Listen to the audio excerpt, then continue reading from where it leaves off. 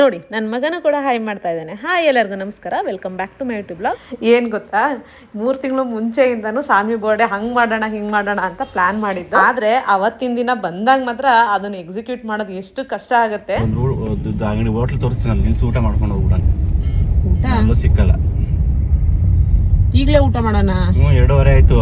ಅಕ್ಕ ಬೆಳಗ್ಗೆ ತಿಂದಿರೋದಷ್ಟೇ ಮುಂಚೂರು ಏ ಬರಕ ಏನೇನೋ ಕಮಿಟ್ಮೆಂಟ್ಸು. ಸೊ ನಾವು ಫಸ್ಟ್ ಅಂದ್ಕೊಂಡಿದ್ದು ಬರ್ಡೇ ಹಿಂದಿನ ದಿನನೇ ಹೋಗ್ಬಿಟ್ಟು ಅವಳು ಏನು ಅಂದ್ಕೊಂಡಿದ್ದಾಳೆ ಅದನ್ನೆಲ್ಲ ಸೆಲೆಬ್ರೇಟ್ ಮಾಡ್ಕೊಂಬರೋಣ. ಸೊ ಬರ್ಡೇ ದಿನ ಆ್ಯಸ್ ಯೂಶುವಲ್ ಸ್ಕೂಲಿಗೆ ಹೋಗ್ಲಿ ಅಂತ ಎಲ್ಲ ಏನೇನೋ ಪ್ಲ್ಯಾನ್. ಏನಿಲ್ಲ, ಅವಳಿಗೆ ಮಾಲಲ್ಲಿರೋಂತಹ ಎಲ್ಲ ಗೇಮ್ಸು ಆಡಬೇಕು ಅನ್ನೋದು ತುಂಬ ಆಸೆ.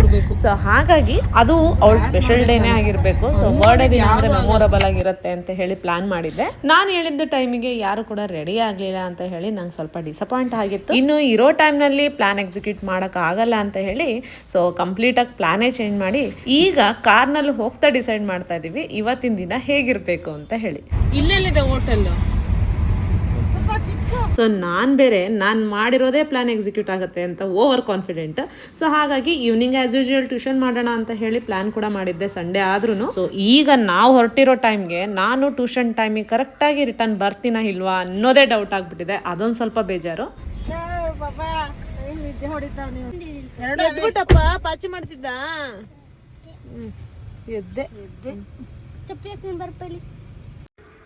ಬರೀ ನನ್ನ ಪ್ಲಾನ್ ಚೇಂಜ್ ಆಗಲಿಲ್ಲ, ಆರ್ಡ್ರ್ ಮಾಡಿದ್ದೆ ಊಟಕ್ಕೆ, ಆ ಊಟ ಕೂಡ ಚೇಂಜ್ ಆಯಿತು. ಇವತ್ತು ವೆಜ್ಜಲ್ಲಿ ಏನೇನೆಲ್ಲ ಸ್ಪೆಷಲ್ ಇರುತ್ತೋ ಅದನ್ನು ಊಟ ಮಾಡೋಣ ಅಂತ ನಾನು ಅಂದ್ಕೊಂಡಿದ್ದೆ. ಬಟ್ ಎಲ್ಲರೂ ಓಟು ನಾನ್ ವೆಜ್ಜಿಗೆ ಬಿತ್ತಿದ್ರಿಂದ ನಾನ್ ವೆಜ್ಜಿಗೆ ಕನ್ವರ್ಟ್ ಆಯಿತು. ಸಾಂಗಿದು ಚಿಕನ್, ನಿಮ್ದು ಚಿಕನ್ ಇದೈತೆ, ಅಮ್ಮಂದು ನಂದು ಮಾತ್ರ ಮಟನ್. ಇದೇನು ಚೇಂಜ್ ಮಾಡಿದ್ದಲ್ಲ, ನಾನಾಗೆ ಚೇಂಜ್ ಮಾಡ್ಕೊಂಡಿದ್ದು. ನನಗೆ ಮಟನ್ ಬಿರಿಯಾನಿ ತಿನ್ನೋ ಆಸೆ ಆಗಿತ್ತು. ಬಟ್ ನೋಡಿದ್ರೆ ರೈಸ್ ಎಲ್ಲ ಒಂದೇ ಟೇಸ್ಟು, ಬಟ್ ಅದಕ್ಕೆ ಪೀಸಸ್ ಮಾತ್ರ ಬೇರೆ ಬೇರೆ ಹಾಕಿದ್ರು. ಅಂದರೆ ಚಿಕನ್ ಬಿರಿಯಾನಿಗೆ ಚಿಕನ್ ಪೀಸ್ ಹಾಕಿದ್ರು, ಮಟನ್ ಬಿರಿಯಾನಿಗೆ ಮಟನ್ ಪೀಸ್ ಹಾಕಿದ್ರು. ಕುಷ್ಕ ಮಾತ್ರ ಎಲ್ಲ ಸೇಮೇ ಇತ್ತು. ಇನ್ನು ಟೇಸ್ಟ್ ಹೇಳಬೇಕು ಅಂದರೆ ಎಕ್ಸ್ಟ್ರಾಡಿನರಿ, ತುಂಬಾ ಚೆನ್ನಾಗಿತ್ತು. ನನ್ನ ಮಗ ಏನು ತಿನ್ನಲ್ಲ ಅಲ್ವಾ, ಹಾಗಾಗಿ ಒಂದು ಹಪ್ಪಳ ಇಡ್ಸ್ಕೊಂಡು ಕೊಟ್ಟಿದ್ದೀವಿ ನಾವು. ನೆಕ್ಸ್ಟ್ ಚಿಕನ್ ಲಾಲಿಪಾಪ್ಸ್ ತೊಗೊಂಡಿದ್ವಿ. ಅದನ್ನಾದರೂ ತಿಂತಾನ ಅಂದರೆ ಇಲ್ಲ, ಸುಮ್ಮನೆ ಡ್ರಾಮಾ ಮಾಡ್ತಾ ಇದ್ದ. ಅಲ್ಲ ನೋಡ ಹೆಂಗ್ ಮಾಡ್ತಾನೆ, ತಿನ್ನೋ ಸುಮ್ಮನೆ.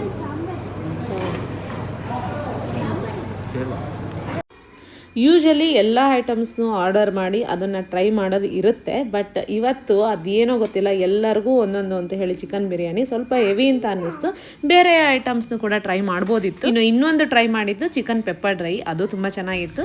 ಊಟ ಎಲ್ಲ ಮುಗಿಸ್ಕೊಂಡು ಇನ್ನೊಂದು ಕಡೆ ಹೋಗೋವಂಥ ಪ್ಲ್ಯಾನ್ ಮಾಡಿದ್ವಿ. ಅದೆಲ್ಲಿಗೆ ಗೊತ್ತಾ, ಫಿಲಮ್ಗೆ. 3 ತಿಂಗಳಿಂದ ಮಾಡಿದ್ದು ಪ್ಲ್ಯಾನು ಒಂದು ಕೂಡ ನಾವು ಎಕ್ಸಿಕ್ಯೂಟ್ ಮಾಡಲೇ ಇಲ್ಲ. ಆನ್ ದ ಸ್ಪಾಟ್ ಏನೇನು ಪ್ಲ್ಯಾನ್ ಮಾಡಿದ್ವಿ ಅದಕ್ಕೆ ಮಾತ್ರ ಹೋಗಿ ಸುತ್ತಾಡ್ಕೊಂಡು ಬಂದಿದ್ದು ಅಂತ ಅನ್ನಿಸ್ತು. ಪ್ಲಾನೇ ಮಾಡಿದೆ ನಾವು ಹೋಗಿದ್ದು ಫಿಲಮ್ಗೆ. ಎಲ್ಲಿಗೆ? ಲಿಫ್ಟಲ್ಲಿ ಹೋಗೋಣ.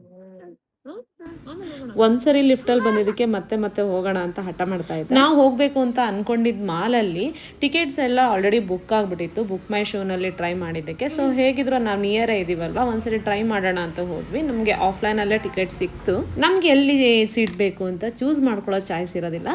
ಸರಿ ಬಂದಿರೋದೇ ಉಂಟಂತೆ, ಇನ್ನೇನು ಫಿಲಮ್ ನೋಡೋದೇ ಅಲ್ವಾ, ಎಲ್ಲಾದರೂ ಪರವಾಗಿಲ್ಲ. ಸೊ ನಾವು 15 ಮಿನಿಟ್ಸು ಬೇಗನೆ ಹೋಗಿದ್ದರಿಂದ ಇನ್ನು ಸ್ಕಂದನೂ ಹಠ ಮಾಡ್ತಾ ಇದ್ದ ಲಿಫ್ಟಲ್ಲಿ ಹೋಗಬೇಕು ಅಂತ ಹೇಳಿ. ಸೊ ಅವ್ನಿಗೊಂದು ಎಕ್ಸ್ಪೀರಿಯನ್ಸ್ ಆಗುತ್ತೆ, ಮತ್ತೆ ಅವನನ್ನು ಕರ್ಕೊಂಡು ಹೋಗೋಣ ಲಿಫ್ಟಲ್ಲಿ ಅಂತ ಅವ್ನು ಕರ್ಕೊಂಡು ಲಿಫ್ಟಲ್ಲಿ ಹೊರಟ್ವಿ. ನಾವು ಒಂದು ಸ್ವಲ್ಪ ಮಾಲ್ ಎಲ್ಲ ನೋಡಿ ತುಂಬ ದಿನನೇ ಆಗಿತ್ತು. ಸೊ ಹಾಗಾಗಿ ಮಾಲ್ ನೋಡಿಕೊಂಡು ಹಾಗೆ ಗಾರ್ಡನ್ನಲ್ಲಿ ಸ್ವಲ್ಪ ಟೈಮ್ ಸ್ಪೆಂಡ್ ಮಾಡ್ಕೊಂಡು ಬರೋಣ ಅಂತೇಳಿ. ಇನ್ನೇನು ಊಟ ಎಲ್ಲ ಮಾಡಿದ್ದಾಗಿತ್ತು. ಸೊ ಹಾಗಾಗಿ ಬೇರೆ ಏನು ತಿನ್ನುವಂತಹ ಪ್ಲ್ಯಾನ್ ಅಂತೂ ಇರಲಿಲ್ಲ. ಇವನಿಗೆ ಲಿಫ್ಟಿಂದ ಆಚೆಗೆ ಬರೋಕ್ಕೆ ಮನಸ್ಸೇ ಇಲ್ಲ ನೋಡಿ.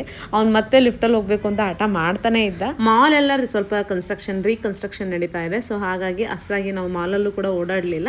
ಸೊ ಔಟ್ಸೈಡ್ ಬಂದು ಸ್ವಲ್ಪ ಪಿಕ್ಸ್ ಎಲ್ಲ ತಗೊಂಡ್ವಿ. ಈ ಮಾಲಿಗೆ ಬಂದು ಒಂದು 5 ಇಯರ್ಸ್ ಆಗಿತ್ತು ಅಂತಾನೆ ಹೇಳ್ಬೋದು. ತುಂಬಾನೇ ಚೇಂಜಸ್ ಆಗಿದೆ. ಇವಾಗಿಂತ ಮೊದಲು ಚೆನ್ನಾಗಿತ್ತು, ಇವಾಗ ಸ್ವಲ್ಪ ಮೇಂಟೆನೆನ್ಸ್ ಎಲ್ಲ ಕಡಿಮೆ ಆಗಿದೆ ಈ ಮಾಲಲ್ಲಿ ಅಂತಾನೆ. ಇನ್ನು ನಾವು ಈ ಮಾಲಿಗೆ ಬರೋದೇ ರೇರು, ಅಂದ್ರೆ ಮೂವೀಸ್ಗಷ್ಟೇ ಈ ಮಾಲಿಗೆ ಬರೋದು. ಇನ್ನು ನಮಗೆ ತುಂಬಾ ನಿಯರೆಸ್ಟ್ ಆಗಿರೋದ್ರಿಂದ ನಾವು ಇದನ್ನೇ ಚೂಸ್ ಮಾಡ್ಕೊಂಡ್ವಿ. ಸ್ವಲ್ಪ ಫೋಟೋಸ್ನೆಲ್ಲ ತಗೊಂಡಿದ್ದಾದ್ಮೇಲೆ ಟೈಮ್ ಆಗಿತ್ತು ಅಷ್ಟರಲ್ಲಿ.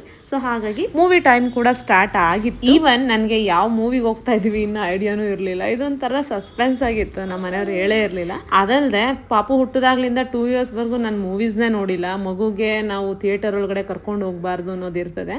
ಸೊ ಆ ಸೌಂಡ್ ಎಫೆಕ್ಟ್ನೆಲ್ಲ ಅವು ಟಾಲರೇಟ್ ಮಾಡಲ್ಲ, ಅಷ್ಟು ಕೆಪಾಸಿಟಿ ಇರಲ್ಲ ಮಕ್ಕಳಿಗೆ. ಸೊ ಹಾಗಾಗಿ ನಾನು ಮೂವೀಸ್ನ ಒಂದು 2 ಇಯರ್ಸಿಂದ ನೋಡೇ ಇರಲಿಲ್ಲ. ಸ್ಕಂದನ್ ಜೊತೆ ಬಂದಿರೋದು ಫಸ್ಟ್ ಟೈಮ್ ಮೂವಿಗೆ ಅಂತ. ಇನ್ನೊಂದು unexpected and very rare moment ಅಂದ್ರೆ ಯಾವುದು ಅಂದ್ರೆ ನಮ್ಮಮ್ಮ ನಮ್ಮ ಜೊತೆ ಇರೋದು. ಮೂವಿ ನೋಡಿದೀವಿ ಹಾಗಂತ ನಮ್ಮ ಜೊತೆನೆ ಅಂದ್ರೆ ನಮ್ಮೂರ್ ಜನದ ಜೊತೆ ಅಮ್ಮ ಬಂದಿರೋದು ನಮಗೆ ನೆನಪೇ ಇಲ್ಲ. ಇದು ಫಸ್ಟ್ ಟೈಮ್ ಅಂತಾನೆ ಹೇಳ್ಬೋದು. ಹಂಗ್ ನೋಡಿದ್ರೆ ಅಮ್ಮಂಗೆ ಮೂವಿ ನೋಡೋ ಇಂಟ್ರೆಸ್ಟ್ ಕೂಡ ಇರ್ಲಿಲ್ಲ.